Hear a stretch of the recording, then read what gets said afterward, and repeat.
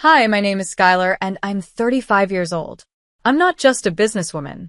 I'm a builder, a fighter, and above all, a survivor of betrayal from the very people I once called family. From a very young age, I believed that success was the only language the world truly respected. I wasn't born into wealth or privilege. I wasn't handed a family business or a golden ticket. Everything I have, I built. From zero. From scratch. Through sweat, endless nights, failures, and relentless vision. I am the founder and CEO of Novarise Ventures, a modern tech and strategic innovation firm now valued at over $300 million. What started as a one-woman operation in a one-bedroom apartment is now a corporate force with clients across the country. I didn't inherit this. I created it. I never chased love. I didn't need a partner to feel complete. My work was my love, my purpose. People often whispered behind my back, calling me cold, too focused, too driven. But I didn't care. I wasn't trying to be sweet. I was trying to be powerful, and I was succeeding. But I never imagined that one decision, to open my heart, would one day lead me into the most humiliating moment of my life. A moment that would push me to the edge. A moment when someone who should have protected me just stood there. And watched. That was the day I vowed. If they try to take what I built, I will take everything they own. And that's exactly what I did. But before I get to that, let me tell you how it all began. I wasn't looking for love. But it has a funny way of showing up when you're least expecting it, especially when you think you've outgrown the idea of needing someone. It all started during a networking gala hosted by a major corporate investor in San Jose.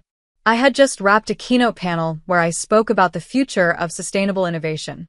I remember stepping away from the crowd to catch my breath near the glass terrace when a voice interrupted me.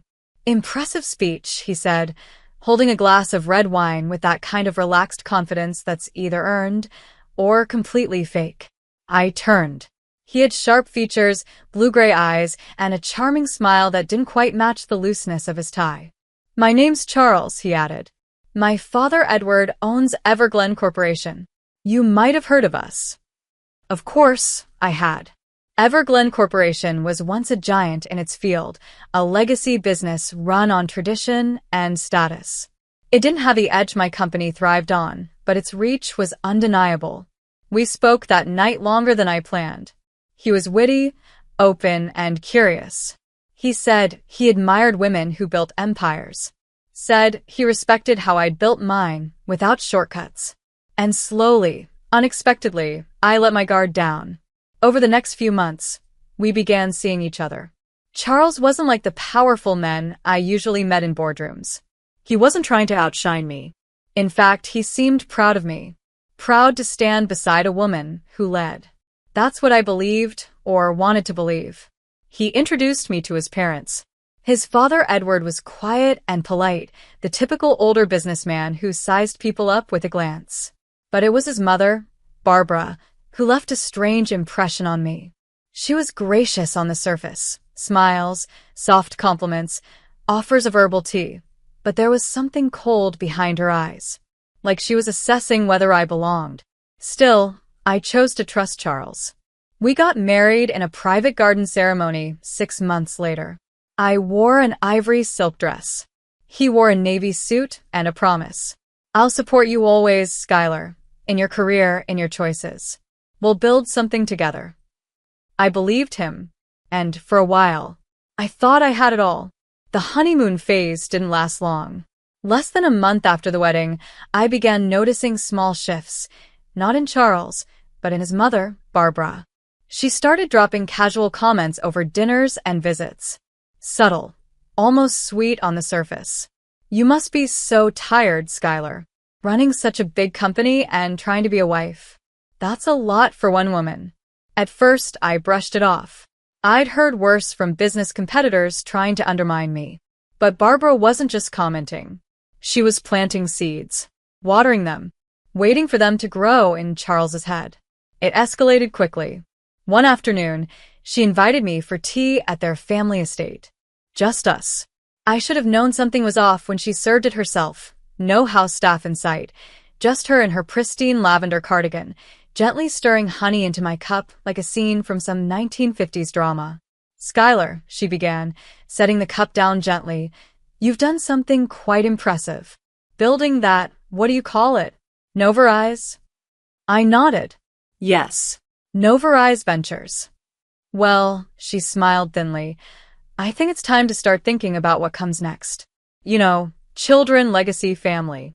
Maybe even letting Charles take the lead at Novarise. After all, he's your husband now." I stared at her. "I beg your pardon?" I asked, careful to keep my tone level. "Oh, darling," she said, tilting her head, "you're a brilliant woman. But a good wife knows when it's time to step back. Hand the baton over. Let the man lead."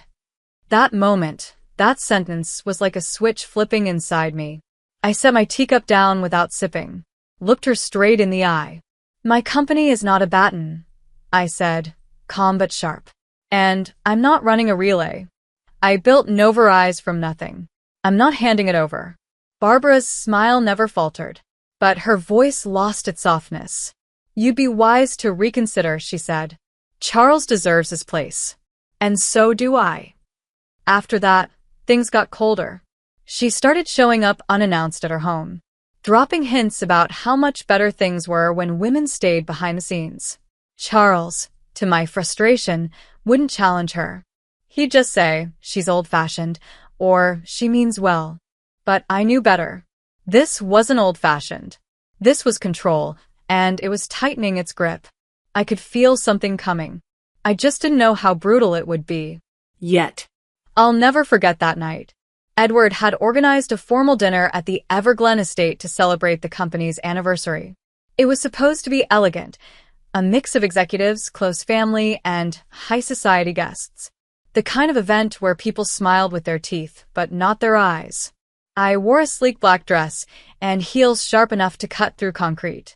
Charles looked handsome in his tailored suit, his hand loosely on the small of my back as we entered the main dining hall. But I could feel the tension long before the appetizers were served.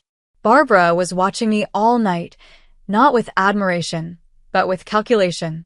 During the main course, she clinked her glass lightly, drawing attention. The room grew quiet. "I'd like to say a few words," she said, standing with a napkin folded delicately in her hand. "Tonight is about legacy, about honoring the traditions that built Everglen, and about knowing when it's time to pass things on to the next generation." Her gaze landed directly on me. And then, calmly, she said, "Skylar, I think it's time you transfer Novarise Ventures to Charles. You've done enough. It's time to put family first." The room froze. For a moment, I thought maybe I'd misheard, that no one would dare say something like that in front of 100 guests. But the smug satisfaction on Barbara's face told me otherwise. I stood up slowly. Every eye in the room locked on me. "No," I said firmly. "Novarise is mine. It will always be mine." Barbara's face twisted into something I hadn't seen before, pure rage. And then, without warning, she lunged across the table. Her hand shot forward, grabbing a fistful of my hair and yanking me violently toward her. Gasps erupted around the room. Silverware clattered. Someone shouted, "What the hell is going on?" But Barbara wasn't done. She snarled through gritted teeth. "You ungrateful little girl. You don't deserve any of it." I stumbled back, my scalp burning, trying to push her off. Some guests rushed forward, finally, to pull her away. And Charles? He just stood there, frozen, silent, watching. He didn't defend me. He didn't say a word. When Barbara was finally restrained, my breath was shaky, but my spine was straight. I looked around the room at the stunned, silent crowd, at my husband, who wouldn't even meet my eyes. And I knew that nothing would ever be the same again. They thought they'd humiliated me, but all they did was set fire to something dangerous, something they'd never be able to contain. After that night, something inside me changed. I didn't cry. I didn't scream. I didn't even call the police, not yet.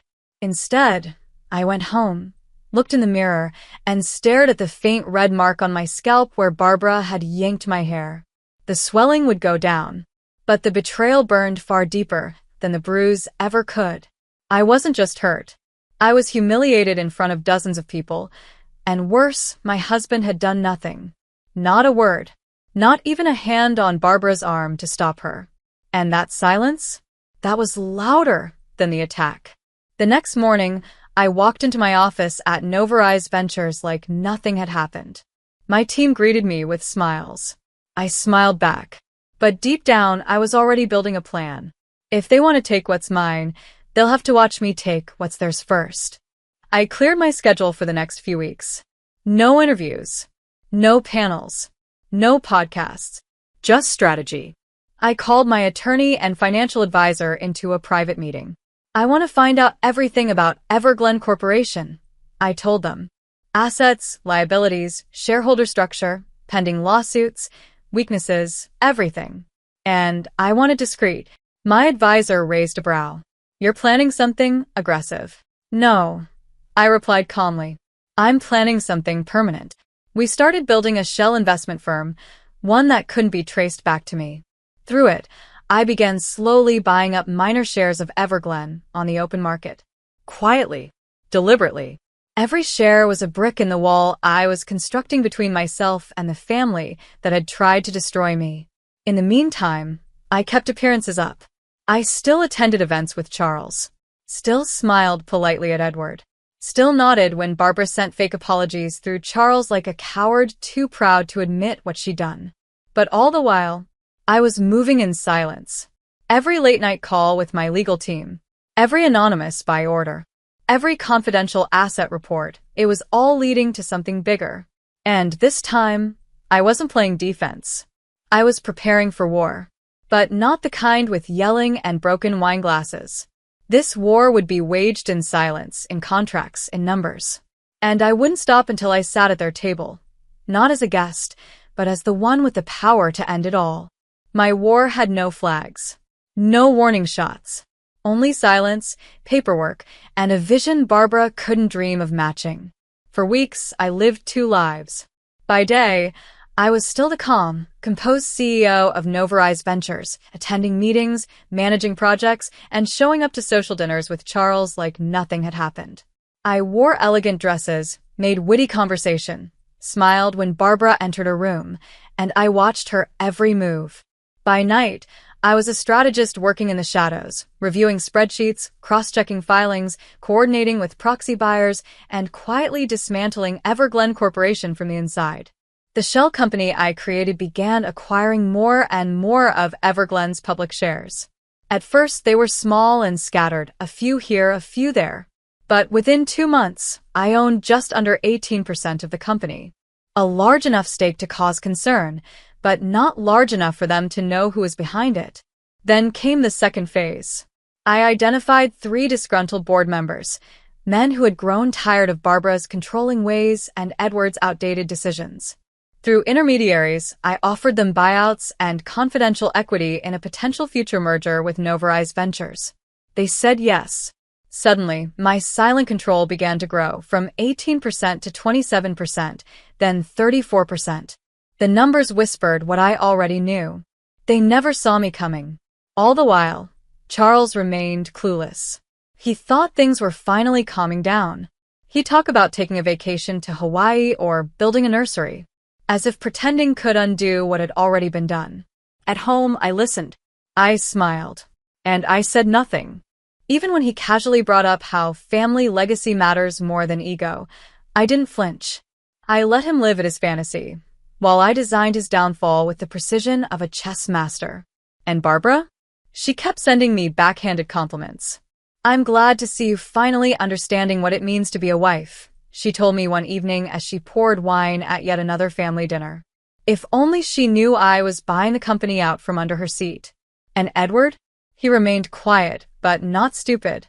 He had started to sense something, which is why I knew I had to act soon. One more board meeting. One more surprise. Then everything would shift, permanently. The days leading up to the board meeting felt like walking a tightrope across a pit of fire. One wrong word, one wrong look, and everything could unravel. But I had mastered the art of the performance. At home, I played the role of the loving wife.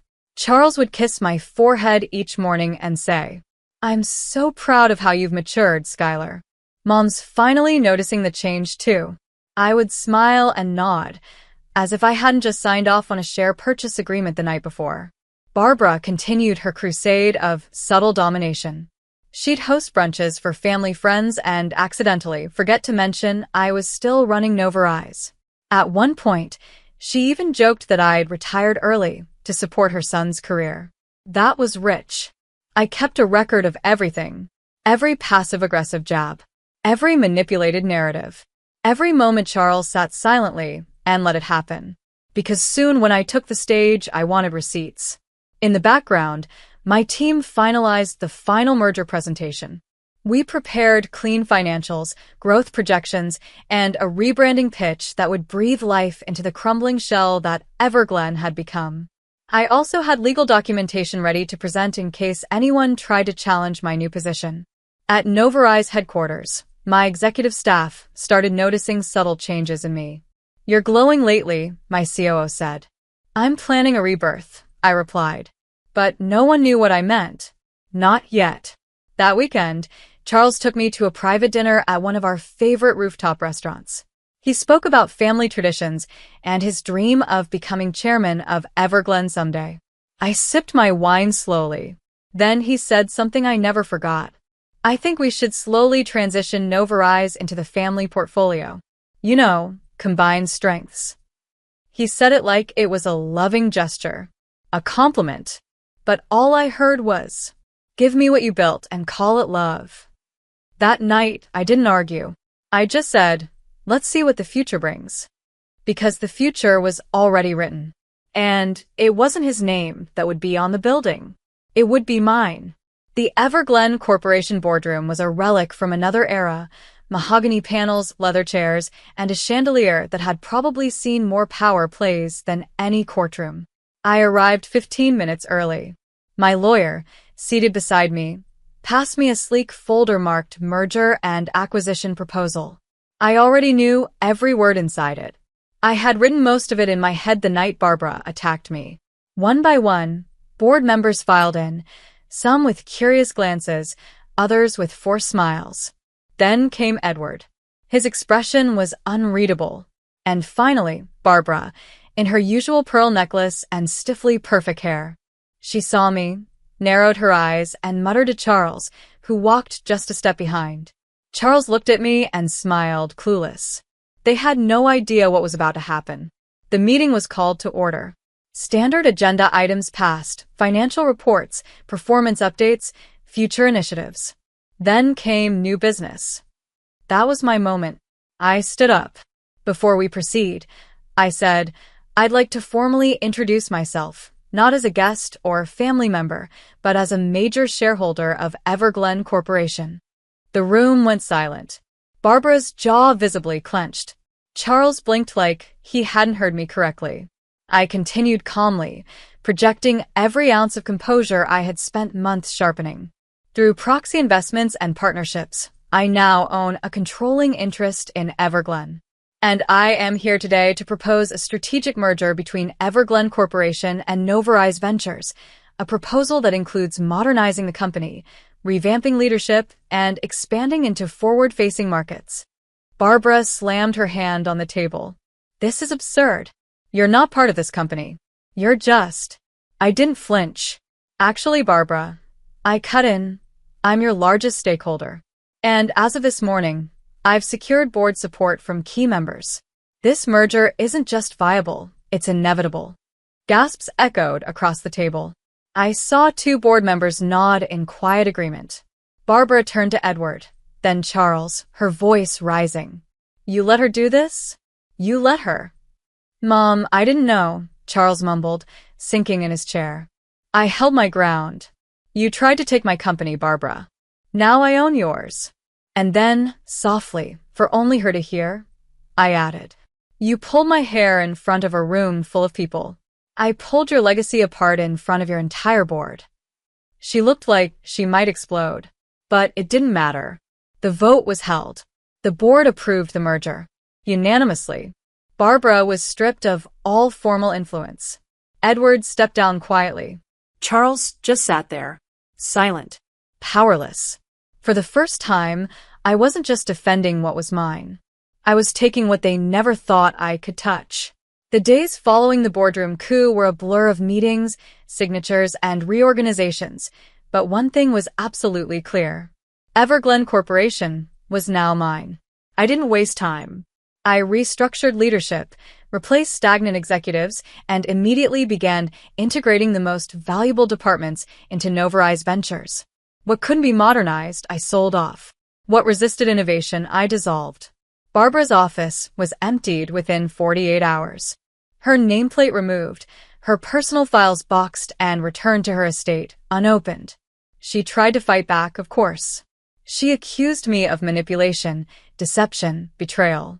But the truth was, I used legal means, financial strategy, and silence, the very tools her generation thought women like me couldn't master. And Charles? He barely looked at me. At home, he was quieter than ever. The man who once admired my strength now looked like he didn't recognize me, or maybe he did, and he just couldn't handle it. A week after the merger, he asked to talk. We sat across from each other in the living room. He wore the same navy sweater he'd worn on our honeymoon. I sat in silence as he searched for words. "I didn't know she would do that to you," he finally said. "I didn't think it would go that far." I stared at him for a long time. "You watched her do it," I replied. "And you said nothing." He shifted in his seat, eyes down. I was torn. I didn't want to lose my mother. My voice didn't rise. I didn't cry. "You already had," I said. "When you let her tear me down and pretended it wasn't happening." He opened his mouth to respond, but I was already done. "Charles," I said evenly, "I filed for divorce this morning." He froze. "What?" "You don't get to hurt me by doing nothing and then beg me to stay," I said. "You didn't protect me. You didn't stand beside me. You were never a partner, just a shadow." His eyes welled with disbelief, maybe regret, maybe shame. But I didn't care. I had nothing left to explain. No second chance to offer. Because when Barbara pulled my hair, he stood still. And when I pulled their empire apart, I did it alone. Filing for divorce didn't feel dramatic. It felt clean. It felt necessary. It felt like closing a door I should have never walked through in the first place. I signed the papers with a steady hand. No tears. No hesitation. My lawyer delivered the documents to Charles's legal team the same day I took control of Everglen's internal restructuring. I didn't want his name on a single sheet of my company's future, or mine. The public was curious, of course. The media speculated that tensions between the CEO of Novarise and her high-profile in-laws may have led to a separation. I never made a statement. I didn't need to, because the truth was this. I divorced Charles because he stood by and watched me suffer. Because he let his mother hurt me and said nothing. Because silence in the face of cruelty is complicity. And I want to know part of it. He didn't fight the divorce. Not publicly. Not privately. He just signed where he was told, stayed quiet, and walked away. Maybe he thought we'd reconcile someday. Maybe he thought I'd forgive him, like I had forgiven too many things before. But I didn't. And I never will. I changed the locks. I reclaimed my name. I updated every document that ever carried his last name to reflect my own identity. Schuyler, founder, CEO, and sole owner of Novarise Ventures. Barbara tried to reach out once. She sent a letter. I didn't open it. I threw it into the shredder, watched the paper vanish line by line, the way she tried to erase me. She thought I'd disappear when she pulled my hair. She thought I'd surrender when Charles stayed silent. Instead, I stood up, and they watched me rise. 6 months later, I stood on the top floor of Novarise's new headquarters, a glass tower overlooking the skyline of San Jose, shining in the golden haze of sunset. The name Novarise Ventures now glowed from the building like a crown. And that crown? I didn't inherit it. I fought for it. Alone. Everglen Corporation no longer existed as it once did. I had absorbed its most valuable departments, rebranded them under innovation-led leadership, and restructured its outdated core into something modern, lean, and ambitious. Barbara's name was gone from every record. Edward had quietly retired to a coastal home, far away from boardrooms. And Charles? I hadn't seen him since the day his signature finalized the divorce. I didn't need closure. I needed peace. And I had found it. People often ask me what revenge really feels like. It's not loud. It's not screaming in someone's face or flipping tables. It's walking into a room they once controlled and knowing you now own the building. It's knowing that when they tried to humiliate you, they planted the seed of your uprising. It's silence they can't break. Power they can't reclaim. On the day we officially launched Novarai's global rebrand, I stood before my executive team, gave a speech, and ended with the same words I had once whispered to myself in front of a bathroom mirror with bruises on my scalp. They tried to take my company, my identity, my voice. So I took back everything and more. The room applauded. But in my heart, I wasn't clapping. I was thanking the version of me who didn't quit. The version who stood up after being pulled down. The version who didn't just survive betrayal, she turned it into power. And that woman? She was finally free. If this story moved you or gave you strength, don't forget to like, share your thoughts in the comments, and subscribe for more powerful real-life inspired stories. Your support helps us bring you more voices that deserve to be heard.